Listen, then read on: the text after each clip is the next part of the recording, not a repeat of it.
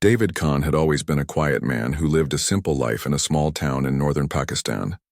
For years he had worked hard in the city, saving every little bit of money he could. His goal was not big cars or fancy clothes. He only wanted to build a small house, take care of his old mother, and start a family of his own.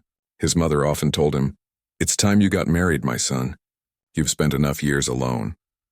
David finally agreed, but he didn't have time to meet anyone. His mother reached out to distant relatives who knew a girl named Amina from a nearby village. They said she was simple, polite, and quiet. A good girl for a serious man like David. He didn't ask for photos or long talks. He just nodded and said, "If she's kind, that's enough." Deep inside, he imagined a plain girl who would quietly move into his home and do her duties without many words. When the day came for Amina to arrive with her uncle and aunt, David stood in the courtyard, nervous but calm. The afternoon sun glowed against the mud brick walls and the sound of birds filled the air. When the car stopped, Amina stepped out slowly, holding a small brown suitcase. David looked at her once and then again. She was not what he expected at all. Her light pink dupatta moved softly in the wind and her eyes were bright yet calm. She wasn't covered in gold or heavy makeup, but there was something graceful about her that made him speechless for a moment. His mother rushed forward to greet her, and Amina bowed respectfully, touching her forehead slightly in a gesture of care. She spoke softly, her voice steady but warm. David noticed how she smiled politely at everyone, never showing nervousness. Later, as they sat for tea, she didn't talk much, but when she did, her words carried thought and kindness. She asked about his mother's health, about his small business, and about the town school. It was clear she wasn't just being polite. She truly wanted to know. That night, David lay awake thinking about her. He had imagined a quiet, unsure girl, someone who would need help to adjust to the city, but Amina seemed stronger, steadier, and somehow brighter than the image he had built in his head. He told himself not to think too much. Arranged marriages took time to understand. Yet his heart felt different, like he had met someone who would quietly change everything. Over the next few days, preparations for their wedding filled the house. Relatives came. Laughter echoed through the courtyard, and his mother's old sewing machine worked day and night. But David couldn't help noticing the whispers that moved among the guests. Some said, "She's too educated for a small-town man like David." Others muttered that she had once studied in the city and might not adjust to village life. David tried to ignore them, but the words followed him. Amina, however, never complained. She woke early, helped his mother cook, and spent her afternoons teaching his younger sister how to read better Urdu. When his mother's old sewing machine broke, Amina quietly opened it up and fixed it with the help of a screwdriver David kept in his shop. His mother laughed in surprise, saying, "I didn't know my daughter-in-law was an engineer too." David smiled for the first time that week. He watched her from the doorway, her sleeves rolled slightly, her hand steady as she turned the screw. There was something deeply peaceful about her. Not loud, not shy, but calm in a way that filled the room with comfort. Days passed, and David began finding excuses to stay home longer. He told himself it was because he wanted to help with the wedding plans, but in truth he wanted to watch how she brought quiet life into their home. Every evening after prayers, she sat near the window with a small book. The golden light of sunset touched her face as she read silently.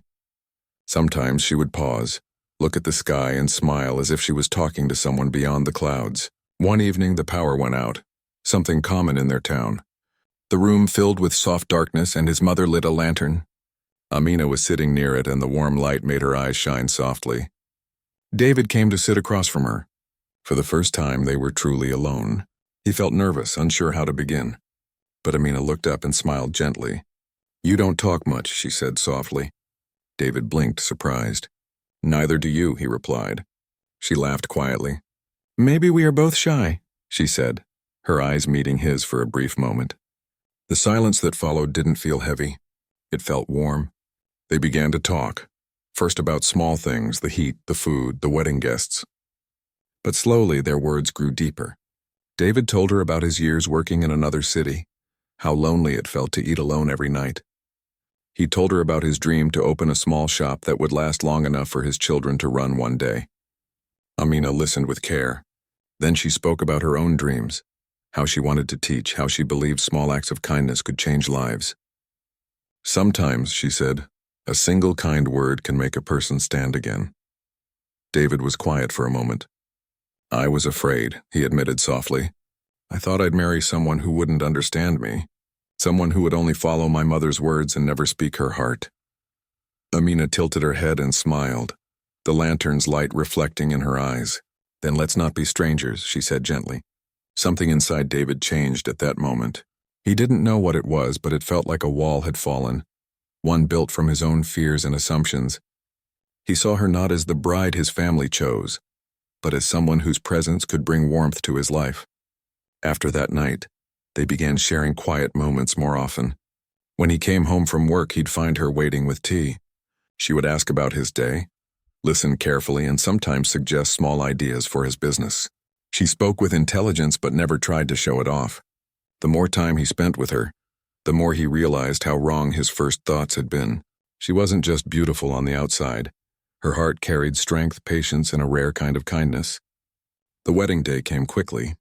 As Amina walked beside him, dressed in a simple red outfit, David's heart felt full in a way he couldn't explain. While the guests talked and laughed, his eyes found hers. For a brief second, he thought about that first day when he had expected someone plain. Now he knew there was nothing plain about her. She was quiet fire, calm, thoughtful, and strong. That night, after the guests left and the lights went out, David sat in the courtyard looking up at the stars. His mother came and placed her hand on his shoulder. You got lucky, my son, she said with a smile. You asked for a good heart and Allah sent you a whole light. David didn't answer. He just smiled, thinking of Amina's gentle voice, her soft laughter, and the way she made their house feel alive again. He had expected an ordinary marriage, a life of quiet duty and routine. But what had arrived was something far greater, a woman who carried warmth like a lamp in the dark and whose presence was already beginning to change him in ways he didn't yet understand. That night he whispered to himself, maybe she was sent not just to be my wife, but to teach me how to see beauty in everything again. The first few months after the wedding brought both joy and challenge into David and Amina's life. Their days began with the sound of the rooster and ended with the soft glow of the lanterns. At first everything seemed simple. David went to work at his small repair shop and Amina managed the home with care. She kept things tidy, made tea for visitors, and treated his mother like her own. Their home slowly began to feel alive again. But then things changed. David's small business started to struggle. A new repair shop opened nearby, and customers began to disappear one by one. Bills began to pile up, and there were days when he returned home with worry written all over his face. He tried to hide it, but Amina noticed everything. One evening, as they sat quietly after dinner, she asked softly, "Is something wrong?" David sighed, rubbing his hands together. "It's just business. It will get better," he said, though his voice lacked confidence. Amina didn't press him. Instead, the next morning, she placed a small pouch on the table, her gold earrings and bangles. "Sell these," she said gently. "We can use the money to buy some time until things improve." David looked at her in shock. "I can't take that." "Those are yours," she smiled, her eyes full of calm strength. "They were only metal until today. Now they can help us." He didn't know what to say. For the first time, he realized she wasn't just kind. She was brave. Over the next few weeks, Amina began tutoring neighborhood children in the evenings. She set up a small table on the veranda with notebooks and pencils, teaching basic English and math. The laughter of children began filling their home every afternoon. At first, it was just a few kids. Then more started to come. Even mothers asked if their daughters could learn too. David would come home from work and find her surrounded by smiling faces, her voice soft but full of energy. Watching her teach filled his heart with something he hadn't felt in a long time: pride. One day, as he stood by the door, he saw her correcting a girl's handwriting. The little girl's mother, standing nearby, whispered, "Your wife is special, Khan Sahib. She's doing something good for this area." David didn't reply. He just smiled, his chest swelling with quiet gratitude. Weeks turned into months, and though his business still struggled, their home was full of warmth.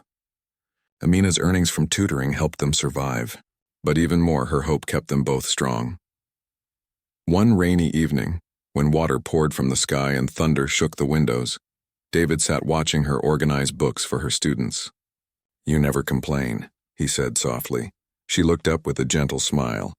Complaining doesn't feed the heart. Hope does. Those words stayed with him for days. Slowly, her little tutoring sessions grew. With David's help, they built a wooden bench and a larger table in the courtyard.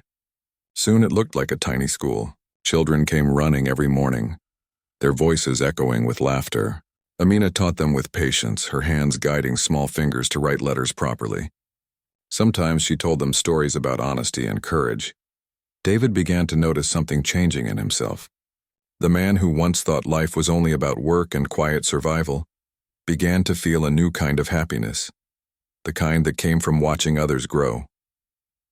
One afternoon, he returned from work early and found Amina painting the walls white with a brush dipped in a small bucket. Her clothes were splattered with drops of paint, but she looked peaceful. "What are you doing?" he asked, trying not to smile. She laughed softly. "If this is going to be a school, it should look like one." David picked up another brush and joined her. That day, they painted the entire courtyard together. The next morning, when the children arrived, their eyes sparkled with joy. News of Amina's little school spread through the town. Even people from nearby streets began sending their children. Some offered to donate notebooks or old chairs. Within a year, their small home had turned into a place of learning and laughter. Through it all, David never forgot how it began, with a woman who gave up her jewelry and never lost faith. One evening, as the sun set behind the hills, a journalist came to visit after hearing about the woman who taught the village. They wanted to take photos for the newspaper. David stood beside Amina as she answered their questions humbly. "I just wanted to do something useful," she said softly. Education opens hearts, not just minds. The next week, their picture appeared in the local paper. The headline read, "Couple brings hope to forgotten children." People congratulated them everywhere they went. But what meant more to David was something much smaller.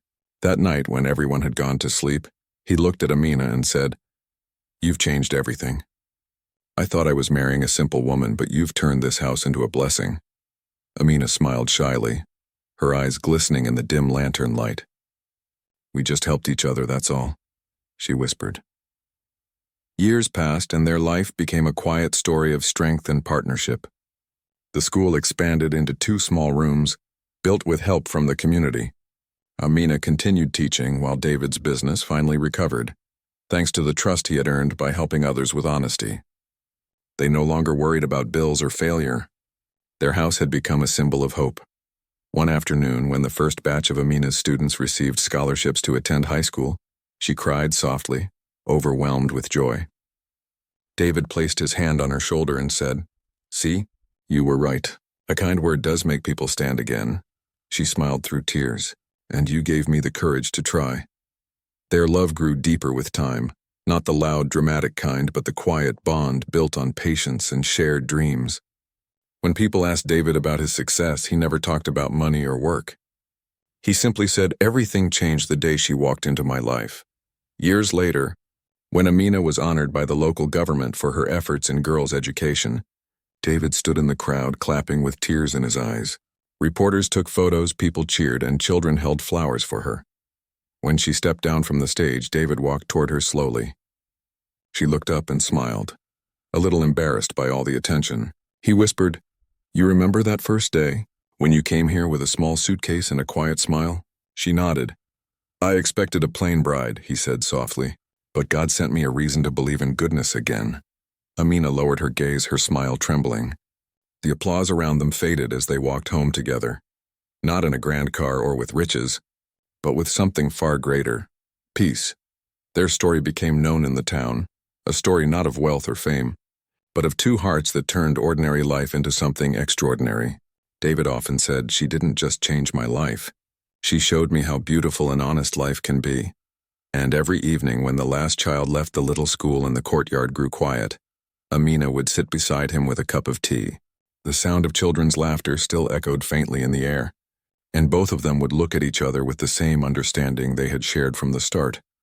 That sometimes, love isn't found in grand gestures or fancy gifts. It's found in small acts of courage, kindness, and faith that never fade with time.